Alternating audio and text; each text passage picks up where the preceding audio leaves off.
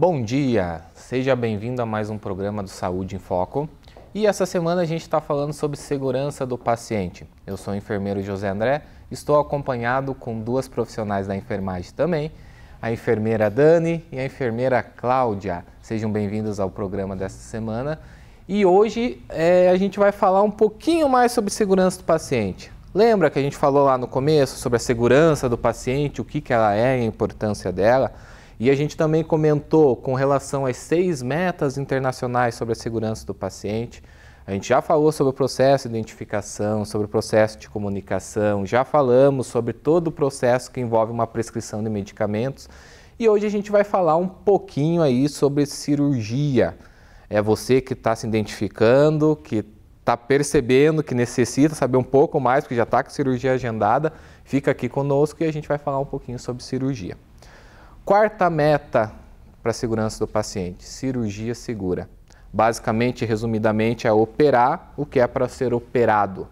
E você, paciente, o que pode trazer junto da sua bagagem para dentro da sala cirúrgica e de que maneira você pode também ser uma barreira para contribuir com a sua segurança.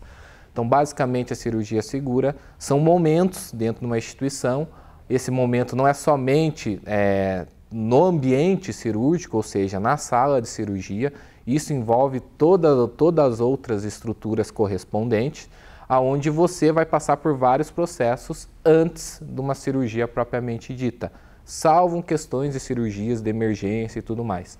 Mas uma cirurgia eletiva vai ter várias etapas e agora que eu vou conversar um pouquinho com as minhas colegas. Dani, o que você consegue trazer para a gente, elucidar para a gente com relação ao nosso paciente, o nosso telespectador, por exemplo, que está com uma cirurgia agendada, né? Então, com certeza, ou ele já foi no hospital, ou esse paciente que está ouvindo, talvez ele não tenha nem ido no hospital, ele simplesmente recebeu a informação que vai ter que fazer uma cirurgia. E quando a gente recebe a informação que vai ter que fazer uma cirurgia, isso já dá uma dor de cabeça, o cabelo já vai ficando branco, né? Dependendo da complexidade ainda mais. Então, eu queria que você trouxesse um pouquinho, Dani, com relação, né, baseado na segurança do paciente, com relação a como que funciona esse processo aí, antes realmente da cirurgia propriamente dita. Por gentileza. Então, primeiramente, bom dia José, bom dia Cláudia, telespectador. Então, o paciente que ele está aguardando uma cirurgia, vai fazer esse preparo para o procedimento cirúrgico, ele vai passar por uma série de passos. Então, se é no consultório do médico particular ou um ambulatório de uma instituição pública ou privada, ele vai ter que passar por uma série de consultas para avaliar a necessidade desse procedimento cirúrgico e vai realizar exames laboratoriais, exames de imagens e uma avaliação pré-anestésica antes de ir para esse procedimento cirúrgico, para garantir que a necessidade desse procedimento seja verificada e se esse paciente não tem nenhum risco para uma complicação.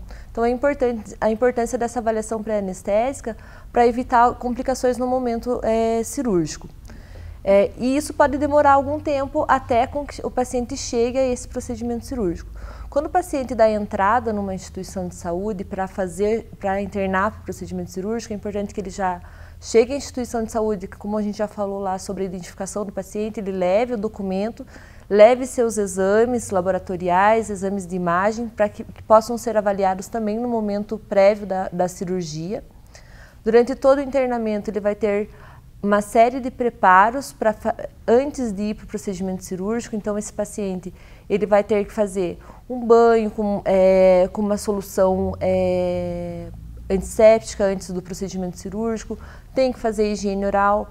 O paciente não vai com adornos, com anel, pulseira, vestimentas para o centro cirúrgico, então ele vai tirar todos os seus adornos, então evitar levar para a instituição de saúde materiais de valor, porque isso pode acabar se perdendo, vai ficar no quarto ali, pode ter um risco, então evita levar materiais de valor e informa a equipe se tem alguma prótese, tem alguma doença pré-existente, tem alguma alergia.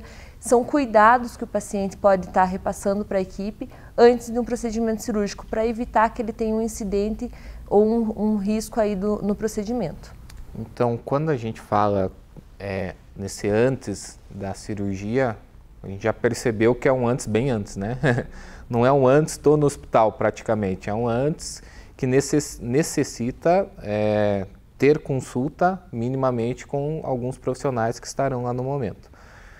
Com relação a esses profissionais, o que você falou ali do anestesista, a importância do nosso telespectador entender quais são, basicamente, qual que é essa rotina, né? Ele vai lá, o que necessita ele levar, vamos reforçar, o que necessita ele levar nessa primeira consulta com o anestesista ou com o próprio cirurgião, até para o pessoal ficar um pouco mais antenado. É importante que o paciente leve, eu já tomo uma medicação para hipertensão, diabetes, que ele leve todas as medicações que ele já utiliza, o nome ou a informação do que ele já utiliza. Se ele tem alguma outra doença, já faz algum outro acompanhamento de saúde, é importante que ele repasse isso ao profissional, que faça um acompanhamento da pressão arterial para ver se não está tendo uma alteração.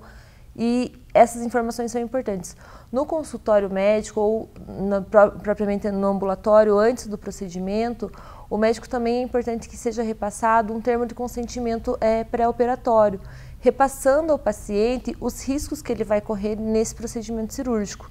Então, o termo de consentimento, o paciente ele tem o direito de saber quais são os riscos que ele vai sofrer, que ele pode sofrer aí num procedimento cirúrgico, porque um procedimento vai ter uma abertura, às vezes, do abdômen, do membro, então vai causar um risco para esse paciente. Então, tem um risco de infecção, tem um risco de complicações, que é importante ser repassado para o paciente antes do procedimento.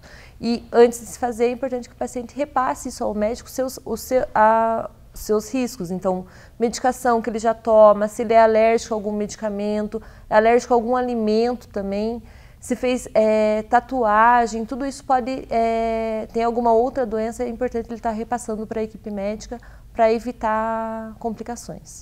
Essa questão que você abordou sobre o termo de consentimento, é extremamente importante o paciente indagar bastante sobre o termo de consentimento. Na verdade, sim, o termo de consentimento, a ideia dele não é assustar o paciente, mas que minimamente ele saiba todos os riscos que envolve o procedimento a qual ele vai fazer. Bom, a gente sofre os riscos estão inerentes na nossa vida a todo momento, né? A única coisa que esse processo cirúrgico a gente quer deixar de uma maneira mais clara que ele tenha essa compreensão. E eu acho que ele deve participar ativamente, concordo extremamente com o que você falou, que até indagando. Doutor, eu não entendi esse termo, porque às vezes a gente fala muito, tem o Instituto Brasileiro para a Segurança do Paciente usa uma nomenclatura que eu achei bem interessante, que é o Medicaise, né? A gente fala muito dos Medicaise da vida, né? Medicamento disso, procedimento daquilo, a gente fica nessa questão só técnica.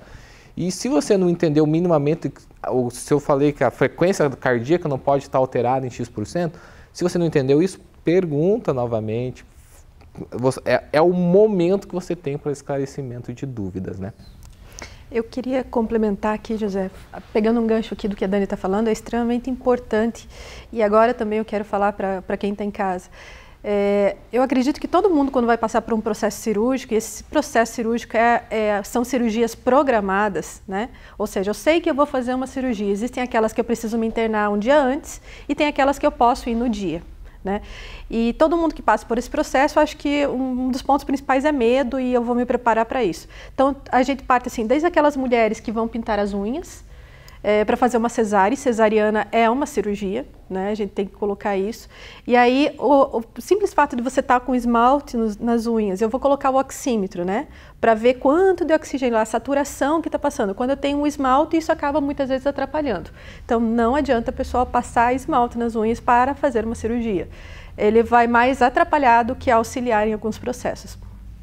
E outra coisa muito importante é a questão do jejum, né? Eu já vivenciei muito assim, pacientes que a gente fala, precisa fazer jejum, chega na porta de cirurgia. A senhora fez o jejum? Fiz. Não comeu nada? Não. Tomou água antes de 2 horas? Não, tô bem. Durante o ato cirúrgico, a paciente começa a vomitar. E aí existe o risco da broncoaspiração. O que é a broncoaspiração? Então, o paciente vomita e pela posição cirúrgica que ela está, esse vômito pode ir, esses restos alimentares podem ir para o pulmão. Isso tem riscos de fazer uma infecção, uma pneumonia, até mesmo morrer, né?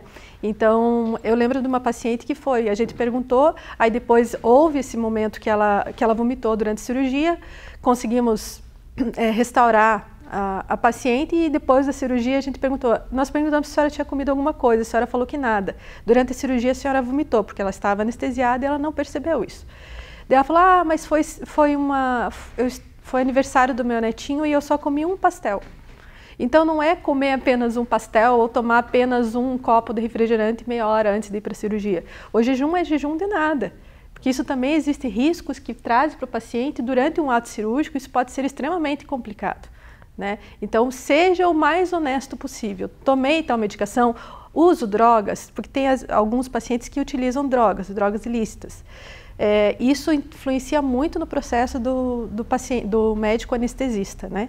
Porque ele vai saber a dosagem da anestesia que ele vai precisar ter para pacientes que utilizam ou medicações controladas durante um longo tempo, né? Ou pacientes que fazem uso de droga. Isso não quer dizer que o médico vai sair falando para todo mundo. Isso é sigilo profissional, mas você precisa falar para o teu médico, né? Para o teu médico ou para o anestesista. Isso é extremamente importante nesse preparo cirúrgico, né? Então participa do preparo cirúrgico, seja honesto nessa parte. Além do jejum, medicações que às vezes o médico repassa para que o paciente pare de tomar alguns dias antes do procedimento. Isso é muito importante, porque às vezes o paciente já usa anticoagulante, algumas medicações para circulação. Então, às vezes é orientado para que esse paciente pare com uma semana de antecedência, pare de tomar uma certa medicação.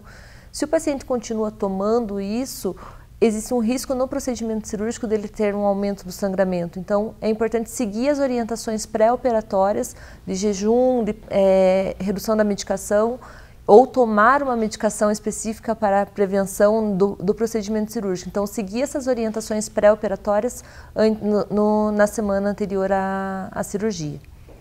Então, acho que esse primeiro bloco ficou bem claro para a gente com relação a esse pré, né, o que antecede realmente uma cirurgia. E no segundo bloco a gente vai falar já no momento intra-hospitalar, né? É o paciente chegando realmente no dia D. Então, por gentileza, continue conosco. No próximo bloco a gente vai falar um pouquinho mais sobre cirurgia segura aqui no nosso programa Saúde em Foco, canal 58.1.